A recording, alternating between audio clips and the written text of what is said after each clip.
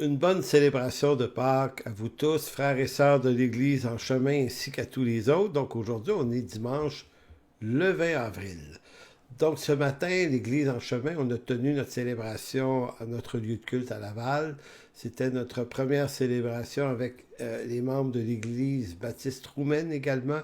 Donc c'était une magnifique expérience de ces deux assemblées ensemble et le tout n'ayant pas été diffusé. J'avais prévu de réenregistrer la prédication de ce matin pour que ceux qui sont de notre Église, mais en distance, puissent également l'entendre. Donc, voilà. Donc, avant de commencer, je vous souhaite une joyeuse Pâques, que cette journée spéciale dans l'année qui est celle la plus importante chez les chrétiens, parce que c'est aujourd'hui qu'on commémore la mort et la résurrection de Christ. Alors, le christianisme tourne essentiellement autour de ce fait-là. C'est pas le simple fait que Jésus soit venu qui est si important que ça pour les chrétiens, c'est que par sa venue, il est mort, mais il est également ressuscité, accomplissant tout le geste, toute la gestuelle sacrificielle pour le péché du monde. Donc, j'ai donné à cette prédication le silence de l'agneau, et ça pour une raison qui m'est apparue fascinante lorsque j'étudiais pour cette prédication, c'est qu'en relisant Ésaïe 53, verset 7, je redécouvrais le fait que la façon dont Jésus est manifesté et prophétisé d'avance pour sa venue, on parle de lui comme un agneau silencieux devant ceux qui vont l'offrir en sacrifice. Et c'est intéressant, ça, son silence ici, parce que comme je vais le dire vers la conclusion, nous, dans le monde des humains, c'est à force de bruit qu'on se fait remarquer et qu'on fait arriver les choses. C'est à force de clameur qu'on fait entendre notre colère. C'est par la force de nos armes qu'on peut crier ou obtenir la victoire, alors que l'agneau de Dieu, lui, a fait ça en silence, et c'est en silence qu'il a obtenu le plus grand triomphe de l'histoire de l'humanité, c'est-à-dire le triomphe sur le mal et le péché et la chute en vue du salut de ceux que Dieu appelle à lui. Donc, en Ésaïe 53, verset 7, il est écrit « Lui, maltraité et opprimé, il n'a point ouvert la bouche. Semblable à un agneau qu'on mène à la boucherie, à une brebis muette, devant ceux qui l'attendent, il n'a point ouvert la bouche. » Alors, c'est intéressant de vérifier ou de remarquer que dans le verset 7 d'Ésaïe 53, il y a trois remarques sur son silence. Il n'a point ouvert la bouche arrive à deux reprises, et une brebis muette arrive à une reprise. Alors, c'est intéressant d'évoquer ça parce que ça nous montre que la victoire du Christ sur le mal n'avait pas besoin d'une justification de sa part. C'est une œuvre qui s'inscrit dans une alliance promise par le Père, et puisqu'elle est promise par le Père, elle va s'accomplir. Donc, le Seigneur Jésus n'avait pas besoin d'ouvrir la bouche pour rendre le tout efficace. Vous savez, dans l'Évangile de Jean, chapitre 19, lorsque Jésus comparaît devant Pilate, si vous connaissez un peu l'histoire, Jésus ne parle pas effectivement. Et on voit ici là, une réponse à Ésaïe 53. Donc, il y a une discussion qui s'enclenche. Et au verset 8 de Jean 19, quand Pilate entendu cette parole, sa frayeur augmenta, il rentra dans le prétoire et dit à Jésus, « Mais d'où es-tu? » Mais Jésus ne lui donna point de réponse. Pilate lui dit, « Est-ce à moi que tu ne parles pas? Ne sais-tu pas que j'ai le pouvoir de te crucifier et que j'ai le pouvoir de te relâcher? » Jésus répondit, « Tu n'aurais sur moi aucun pouvoir s'il ne t'avait été donné d'en haut. C'est pourquoi celui qui me livre à toi comme un plus grand péché. » Donc, remarquez ici dans Jean 19 qu'effectivement, quand Pilate demande à Jésus la raison de son existence, Jésus ne répond point. Le seul moment où il va parler, au verset 11, c'est quand Pilate lui fait dire qu'il a le pouvoir de vie ou de mort sur lui. Jésus lui répond, « C'est ce que tu penses peut-être, Pilate, mais tout pouvoir que tu possèdes t'a été donné par mon Père qui est dans les cieux. C'est une façon de dire, je suis en train d'accomplir une œuvre et je n'ai pas besoin de parler, de l'expliquer, de m'en défendre, de me justifier. Tout est inscrit dans une alliance que mon Père a fait et des promesses qui ont été présentées par Dieu le Père. Et aujourd'hui, on est dans l'accomplissement. Donc, rien à ajouter, Pilate. Rien à ajouter. Donc, vous savez, quand toute cette histoire-là de la Pâque relève d'un autre texte majeur que je ne lirai pas au complet, mais qui est dans Exode chapitre 12. Exode 12, versets 12 et 13. Et c'est là que ça commence. Et là, c'est intéressant parce que, au fond, ce qu'on découvre, c'est que ce qui parle le plus fort dans le sacrifice, c'est le sang. De la manière dont on doit comprendre l'alliance qui nous sauve en Jésus-Christ, quand on parle d'une alliance, on parle d'un contrat. Et ce contrat-là avait déjà été prononcé par Dieu à Abraham en Genèse 15. Il y avait eu une alliance. Je ne vous lirai pas le texte de Genèse 15, mais c'est quand même dans ce texte, dans ce chapitre, où il est question d'une alliance par laquelle Dieu va sauver la descendance d'Abraham. Et quand on parle d'une alliance, on parle d'un contrat, et on pourrait dire en quelque sorte que ce contrat-là va être mis à jour dans sa totalité par la mort et la résurrection de Christ. Et c'est pour ça que dans le christianisme, on parle beaucoup du sang de Christ. Et quelle est l'importance de ce sang? On pourrait considérer que le sang de Christ est en quelque sorte comme l'encre avec lequel Dieu signe cette alliance. Maintenant, dans Exode chapitre 12, ce qu'il faut remarquer, c'est que le sang est le signe. Et le signe. Donc, je lis Exode 12, versets 12 et 13, qui dit « Cette nuit-là, je passerai dans le pays d'Égypte, et je frapperai tous les premiers-nés du pays d'Égypte, depuis les hommes jusqu'aux animaux, et j'exercerai des jugements contre tous les dieux d'Égypte. Je suis l'Éternel. Le sang vous servira de signe sur les maisons où vous serez. Je verrai le sang et je passerai par-dessus vous. Il n'y aura point de plaie qui vous détruise quand je frapperai le pays d'Égypte. » Donc, vous voyez le verset 13, je verrai le sang sur les linteaux des portes de vos maisons, donc les cadres, et là où je verrai le sang, je passerai outre, d'où le fait que les anglophones appellent Pâques le Passover, passer par-dessus. C'est intéressant cette histoire-là, parce que c'est elle qui nous montre comment fonctionne la rédemption. C'est-à-dire que c'est avant tout une affaire de sang. Bon, voyez-vous l'affaire?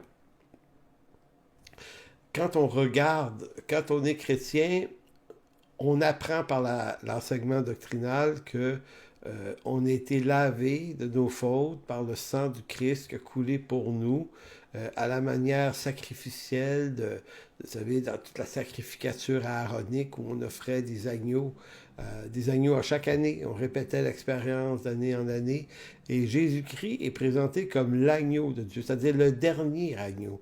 Si les autres agneaux avaient une portée d'un an dans leur efficacité, puis en réalité n'avaient aucune efficacité sinon d'être le symbole du seul vrai sacrifice qui serait efficace, ce serait celui du Christ, eh bien, tout devient une simple affaire de sang. Donc, la qualité du sang de l'Alliance entre Jésus-Christ est le point central du christianisme. Il faut comprendre que ce que veut d'abord et avant tout dire marcher par la foi. Tu sais, parce qu'on dit un croyant, c'est quelqu'un qui marche par la foi. Mais marcher par la foi signifie marcher dans la foi que le sang de Christ est suffisant pour me laver, pour te laver de tes fautes aussi. Maintenant, le dilemme qu'on a avec ça, on est capable de dire, ben oui, je fais confiance à Dieu, oui, je crois que son sang m'a lavé, oui, je crois que son sacrifice est suffisant, mais en même temps qu'on est sûr de cela, en même temps, on n'est pas aussi sûr de nous-mêmes. Qui de vous est à la hauteur spirituelle des attentes que l'Écriture propose dans notre marche avec lui? notre marche d'obéissance, notre marche de foi. Donc, qui est à la hauteur? Qui est à la hauteur? Qui arrive? Ce matin à l'église, je fais lever la main des gens. J'ai dit, qui veut lever sa main? Qui est à la hauteur? Euh, Personne n'a levé sa main. Et lorsque j'ai posé la deuxième question, qui est très, très conscient de vraiment pas être à la hauteur? Eh bien, tous, on a levé la main. Parce que c'est ça notre réalité. Ma vie de prière, peut-être que vous vous dites, moi, ma vie de prière n'est pas ce qu'elle devrait être. Ma vie d'étude de l'Écriture, ma connaissance de Dieu, c'est vraiment loin du but que je m'étais fixé. Euh, je suis un chrétien, je connais l'Évangile du salut, et pourtant, ça fait des mois que je n'ai pas témoigné de ma foi à personne. Peut-être même que pour certains, ça fait des années que vous n'avez pas évangélisé. Peut-être, voyez-vous, peut-être que vous vous sentez en état d'échec, peut-être que vous êtes conscient de ne pas avoir été le frère ou la sœur la plus édifiante au cours des dernières semaines avec les gens de vos familles, votre église, votre travail. Donc, voyez-vous, on est en continuelle relation avec nous-mêmes et avec notre complète insuffisance. Maintenant, on pourrait dire, je sais que le sang de Christ me lave de mes fautes, mais en même temps, je me sens tellement pas à la hauteur, je me sens tellement charnel, je me sens tellement loin du but, que je crains quand même le jugement du Seigneur sur ma vie. Vous savez, ce dilemme qu'on vit, là, vous et moi, là, dans la vie de tous les jours, c'est celui-là. C'est celui de savoir que Dieu a fait une œuvre pour nous, mais à la fois de se sentir un peu comme des corps étrangers dans ça. Et pas juste si vous êtes un jeune dans la foi ou une personne qui avait une vie chrétienne très approximative, même des leaders chrétiens, des pasteurs, des hommes engagés dans la foi, euh, sans le dire, se sentent aussi comme ça. C'est un sentiment généralisé. Vous savez, ce même dilemme qu'on a se posait sans doute aux Israélites. Donc, si on se retransporte en Égypte, au moment de cette journée de Pâques, et je m'inspire un peu d'une prédication de Don Carson qui faisait, dans une prédication justement, qui portait cette image de deux hommes, deux Hébreux qui se seraient rencontrés la journée même où allait avoir lieu le sacrifice de Pâques le soir, parce que ce qui avait été demandé par Dieu à Moïse et Moïse au peuple, c'est, bon, mais ce soir, vous allez prendre une brebis, une par famille, une par maison, et ce soir, vous allez l'immoler. Et vous allez prendre le sang, vous allez le répandre sur les cadres de porte de vos maisons, et vous allez, vous, rester à l'intérieur de votre maison, et vous allez manger la Pâque, manger, vous allez le faire cuire l'agneau, vous allez en manger la viande, et tout ce qui restera, vous allez le finir au feu, vous allez le brûler complètement. Donc ça, c'est un acte que tout le monde est capable de faire. Ça ne nécessite aucune foi. Tout ce qui est nécessaire, c'est d'être capable d'apprêter un agneau. Pas très compliqué comme exigence. Donc vous imaginez deux voisins hébreux qui, quelques heures avant le sacrifice, se rencontrent dehors devant leur maison puis se disent, un dit à l'autre, écoute, toi, t'es pas un peu nerveux là, par rapport à ce qui s'en vient ce soir, là, t'en penses quoi, toi, de ça? L'autre de lui répondre, ah, ben moi, je suis rempli d'assurance. Tu sais, il y a des gens comme ça là, qui ont la foi que Dieu a parlé, Dieu a dit, ça va marcher. Donc celui-ci dirait, ben non, moi, regarde, moi, ma femme, mes enfants, on est prêts, on a l'agneau, tout est là, et on va faire ce que Dieu a dit par la bouche de Moïse, puis on va mettre le sang sur les linteaux de la porte, et puis zéro inquiétude, là, nous autres, là. Et lui dirait à l'autre qui s'inquiète, mais toi, tu t'inquiètes, pourquoi tu t'inquiètes? Ah, tu sais, moi, ma vie, c'est pas effrayant. Ouais, tu sais, aujourd'hui, ce matin, en me levant, la journée a mal commencé, je me suis engueulé avec ma femme. Ça va pas bien en ce moment dans la famille. Notre fils, notre aîné, justement, là, va pas bien. Puis vous savez que Dieu avait dit, vous allez mettre le sang sur les linteaux. Puis il dit, l'ange destructeur va passer, puis il va tuer, il va mettre à mort les aînés de chaque famille. Bon, ben regarde, moi, mon aîné, il va vraiment pas bien, là. J'ai peur pour lui. Et lui de dire à l'autre, moi, j'en ai juste un fils, s'il meurt, je n'en ai plus, mais toi, t'es chanceux, t'as trois garçons. Si t'en perds un, il t'en reste deux autres. Alors l'autre dit, non, non, regarde, non, non, c'est pas ça, là. Il dit, moi, il va rien arriver de ça. Il dit, tu vas-tu mettre, toi, tu vas-tu mettre le sang?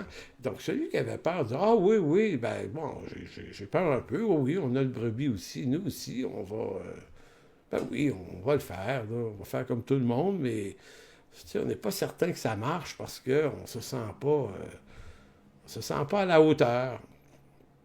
Vous savez, c'est ce genre de dilemme-là, de doute qu'on peut entretenir si facilement, c'est tout à fait humain parce qu'on sait bien que dans nos vies, tout est pas, tout est loin d'être parfait. Et bien souvent, on regarde l'œuvre de Dieu qui est faite pour nous, puis on y adhère, mais en même temps, on regarde tout autant à soi-même, à ses erreurs, à ses bêtises. Et là, on finit par loger un peu entre les deux endroits. Donc, en réalité, si on reprend l'exemple de ces deux pères hébreux-là, l'un qui redoute l'événement, l'autre qui est rempli de certitude, si on posait la question, qu'est-ce qui va se passer? Lequel des deux, les fils vont survivre, ou le fils va survivre? En fait, les deux. La question n'est pas comment on se sent. C'est pas de quel bord on s'est levé le matin, si ça va bien, si on est en forme, si on a beaucoup, plus ou moins de bêtises. La question était simple. Dieu dit, quand je vais voir le sang, je vais passer outre. Sans rapport avec qui est dans la maison, qu'est-ce qui s'est passé ce matin ou cet après-midi? Est-ce que je suis très spirituel ou pas très spirituel? Non, non. Dieu a simplement dit, je vais voir le sang et je vais passer outre. Et pour nous, cet élément-là de la promesse est de la plus haute importance parce que ce que ça montre, c'est que Dieu regarde simplement à l'obéissance de ceux qui vont poser l'acte de foi de mettre le sang. Non pas à leur réussite spirituelle, ni à leur bonheur spirituel, ni à leur grand plan spirituel, ni à savoir s'ils sont très performants spirituellement, mais simplement s'ils sont couverts par le sang. Maintenant, ce que l'Écriture dit, c'est que quiconque a mis sa confiance en Jésus-Christ est recouvert, lavé par le sang.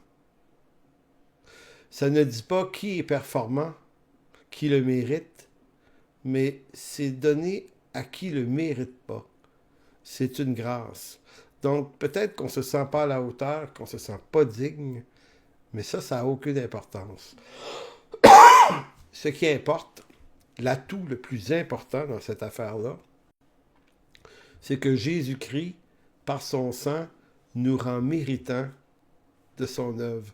Donc c'est pourquoi, si je répète le verset 12 et 13, « Je suis l'Éternel, le sang vous servira de signe. Sur les maisons où vous serez, je verrai le sang et je passerai par-dessus. Il n'y aura point de plaie qui vous détruise quand je frapperai la maison d'Égypte. » Et c'est la même chose pour nous. Un jour, ce monde va être frappé par un jugement final. Et si on est encore vivant, ben on ne sera pas détruit par ce jugement. Pas parce qu'on est bon, pas parce qu'on réussit, puis pas parce qu'on est parfait, mais parce que en Jésus-Christ, son sang nous lave de tout péché. Donc lorsque le Père nous regarde, qu'est-ce qu'il voit sur nous? Il voit le sang. Donc, c'est la même chose pour vous et moi aujourd'hui, en cette journée de Pâques. L'efficacité du sang de Jésus qui nous lave et nous pardonne ne dépend pas de notre degré de certitude, de spiritualité, mais dépend simplement du fait que vous appartenez à Jésus-Christ, que votre vie est cachée avec Christ en Dieu. Ce qu'il y a de particulier dans l'œuvre de Dieu à Pâques est justement que cette œuvre repose sur une alliance. Et c'est de cette alliance-là dont il est question.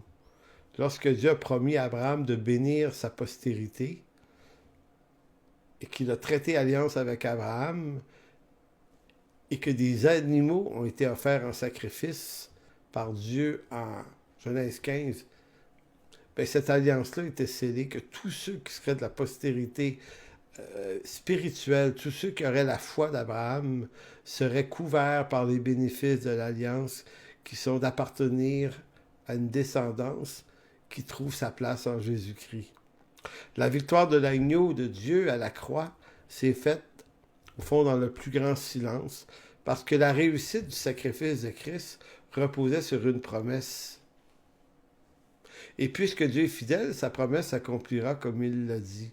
Donc, tout le long du chemin de croix, tout le long même avant, lorsque les soldats romains ont mutilé, frappé, agressé Jésus-Christ, et après ça, ils lui ont fait traîner la croix à travers Jérusalem jusqu'au mont Golgotha, il n'a point ouvert la bouche.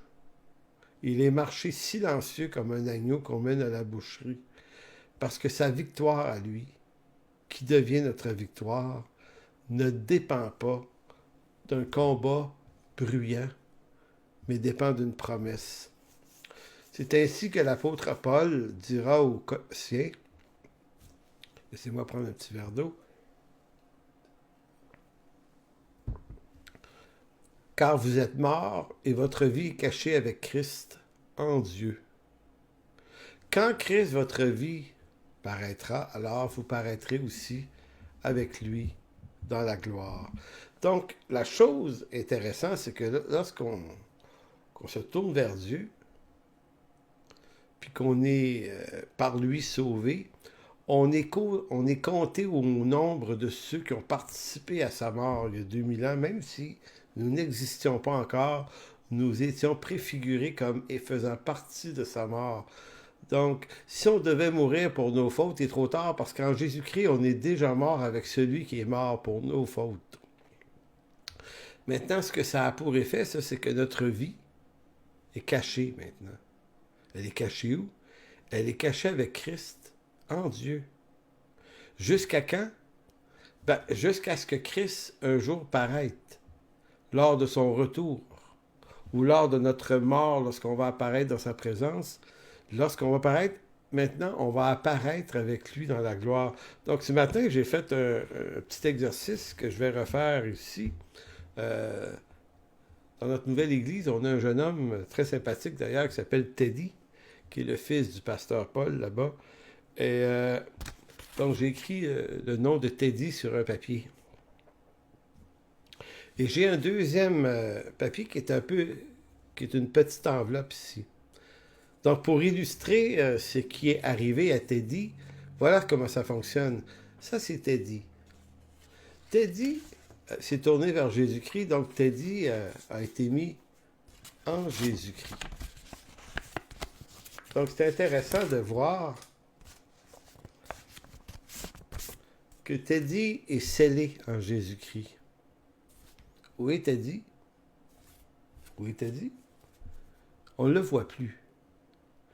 Pourtant, il est encore là, mais il est caché avec Christ. Et où est Christ? Je prends l'illustration d'une Bible, comme si la Bible était Dieu, elle est la parole de Dieu. Donc, Teddy est avec Christ en Dieu. Où est Christ? En Dieu. Où est Teddy? Il est caché avec Christ en Dieu. Ce qu'il y a d'intéressant ici, c'est que Teddy est toujours là, mais c'est plus lui qu'on voit. On voit Dieu. Et on voit Christ si on ouvre en Dieu. Et ce qui est intéressant, c'est que quand Christ, un jour, donc dans cette vie, on est caché avec Christ en Dieu, et un jour, on va paraître dans sa présence. Donc en ce jour-là, qu'est-ce qui va se passer? C'est comme si Jésus va paraître à nouveau. Et tout à coup, lorsqu'on va être dans ce lieu, cette nouvelle terre, ce nouveau cieux, qu'on ne sera plus dans ce monde pécheur, ben, Teddy va réapparaître dans la gloire en Jésus-Christ. Maintenant, qu'est-ce que Teddy a fait pour mériter ça? Rien. sinon que sur les linteaux de la vie de Teddy, il y a le sang de Christ. C'est tout. Donc le héros, c'est Jésus-Christ. Et Teddy, c'est le bénéficiaire de la grande bénédiction. Vous savez que c'est à ça que se résume Pâques. Le Christ qui nous a mis en lui. Donc c'est pas pour rien que l'apôtre Paul va s'évertuer dans Éphésiens chapitre 1 à dire en lui, vous avez été scellés du Saint-Esprit. Toutes les en lui du chapitre 1. Tout ce qui a été fait pendant qu'on est en lui, tous les bénéfices qui nous sont donnés. Donc, frères et sœurs, on n'a pas besoin d'être des grands héros, on a juste besoin d'être des serviteurs, des gens ordinaires. Dieu n'a pas besoin de héros, c'est lui le héros. Il a besoin des serviteurs fidèles, il y a des gens qui s'engagent à marcher avec lui, à aimer sa parole, à le faire connaître. Mais l'œuvre est exclusivement une œuvre opérée par Dieu. Donc, si vous voulez bien, je vais terminer avec une lecture d'Ésaïe 53. On en a lu un petit bout plus tôt au début. Maintenant, on va lire les versets 6 à 11 pour voir l'étendue plus complète de ce texte. Ésaïe 53, 11 dit « Nous étions tous errants comme des brebis, chacun suivait sa propre voie. Et l'Éternel a fait retomber sur lui l'iniquité de nous tous. Il a été maltraité et opprimé. Il n'a point ouvert la bouche, semblable à un agneau qu'on mène à la boucherie, à une brebis muette devant ceux qui l'attendent. Il n'a point ouvert la bouche. Il a été enlevé par l'angoisse et le châtiment. Et parmi ceux de sa génération, qui a cru qu'il était retranché de la terre vivante et frappé pour les péchés de mon peuple? On a mis son sépulcre parmi les méchants, son tombeau avec le riche, puisqu'il n'eut point commis de violence et qu'il n'a eu point de fraude dans sa bouche. Il a plu à l'Éternel de le briser par la souffrance. Après avoir livré sa vie en sacrifice pour le péché, il verra une postérité et prolongera ses jours, et l'œuvre de l'Éternel prospérera entre ses mains. À cause du travail de son âme, il rassasiera ses regards. Par sa connaissance, mon serviteur juste justifiera beaucoup d'hommes, et il se chargera de leur iniquité. C'est fantastique ce qui est l'œuvre de Dieu.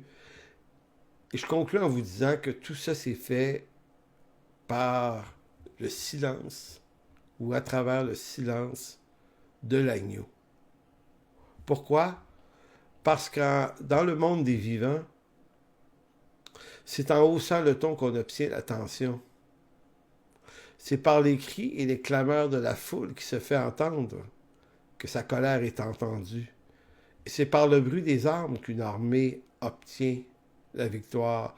Mais il n'en est point ainsi dans le royaume de Dieu, où le prince de tous les rois de la terre obtint la victoire par le silence le plus puissant qui soit, le silence de l'agneau de Dieu cloué à la croix. Donc, puisse le Seigneur vous bénir, puisse le Seigneur vous faire du bien, vous encourager en cette journée, cette célébration de Pâques, où on se souvient du prix payé à la croix pour nous. Alors, que Dieu vous bénisse. À dimanche prochain.